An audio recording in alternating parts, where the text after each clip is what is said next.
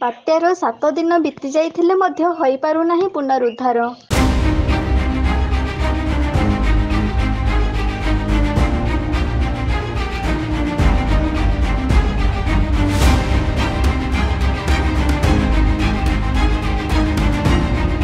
କେନ୍ଦୁଝର ଜିଲ୍ଲା ସଦର ବ୍ଲକ ଅନ୍ତର୍ଗତ ମଇଦାନକେଲ ଗ୍ରାମ ପଞ୍ଚାୟତ ଅଞ୍ଚଳରେ ବାତ୍ୟାର ତାଣ୍ଡବ ଗ୍ରାସ କରିଥିଲା। ଘରଦ୍ୱାର ଭାଙ୍ଗିଯିବା ସହିତ ଟଳି ପଡ଼ିଥିଲା ମୂଲ୍ୟବାନ ଗଛ। ବିଦ୍ୟୁତ୍ ଖୁଣ୍ଟ ଟଳି ପଡ଼ି ଲୋଟି ଯାଇଥିଲା ମାଟିରେ। ବାତ୍ୟାର ତାଣ୍ଡବରେ ଅନେକ କିଛି କ୍ଷୟକ୍ଷତି ଘଟି ଚାଲିଯାଇଥିଲା।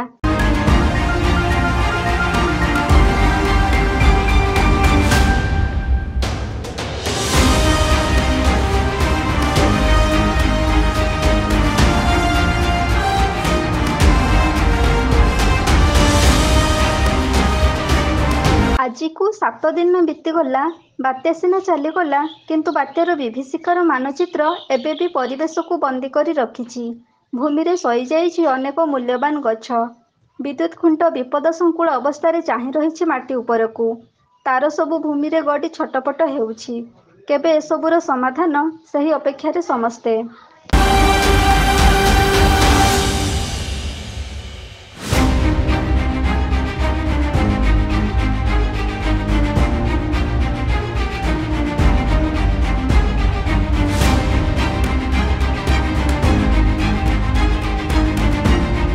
ଧୀରେ ଧୀରେ ନଷ୍ଟ ହେବାକୁ ବସିଛି ମୂଲ୍ୟବାନ ଶାଳ ଗଛ। ବାତ୍ୟା ପରର ଦୃଶ୍ୟ ଯେମିତି ଥିଲା, 7 ଦିନ ବିତି ଯାଇଥିଲେ ମଧ୍ୟ ବିଦ୍ୟୁତ୍ ଖୁଣ୍ଟ ଆଉ ତାର ସେମିତି ପଡ଼ି ରହିଛି। ପୁନରୁଦ୍ଧାର କରିବା ପାଇଁ ପ୍ରଶାସନ ଏବେ ପର୍ଯ୍ୟନ୍ତ ଦୃଷ୍ଟି ଦେଉନାହିଁ। କେବଳ ଗଛ ପଡ଼ି ରାସ୍ତା ଅବରୋଧକୁ ହଟାଇ ଚିରନିଦ୍ରାରେ ଶୋଇଯାଇଛି ପ୍ରଶାସନ। କେବେ ଏହାର ପୁନରୁଦ୍ଧାର ହେବ, ସେହି ଅପେକ୍ଷାରେ ଜନସାଧାରଣ।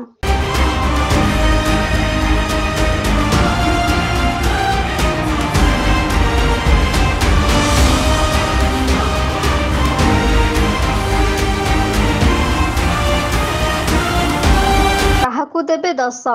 ଅନେକ ମୂଲ୍ୟବାନ ଶାଳ ଗଛ ପଡ଼ି ରହିଛି। ବିଦ୍ୟୁତ୍ ଖୁଣ୍ଟ ସହିତ ତାର ଭୂଇଁରେ ଲୋଟିଛି। ଯଥାଶୀଘ୍ର ଏହାର ପୁନରୁଦ୍ଧାର କରିବା ପାଇଁ ପ୍ରଶାସନ ପାଖରେ ଗୁହାରି କରୁଛନ୍ତି ଜନସାଧାରଣ। ଅତିଶୀଘ୍ର ବାତ୍ୟାସ୍ଥଳୀ ଉପରେ ପ୍ରଶାସନ ଦୃଷ୍ଟି ନ ଦେଲେ ଅନେକ କିଛି କ୍ଷତି ହେବାର ସମ୍ଭାବନା ରହୁଛି। ଏଥିପ୍ରତି ଦୃଷ୍ଟି ନ ଦେଲେ ଜନସାଧାରଣ ପ୍ରଶାସନର ଦ୍ୱାରସ୍ଥ ହେବେ ବୋଲି ସୂଚନା ଦେଇଛନ୍ତି।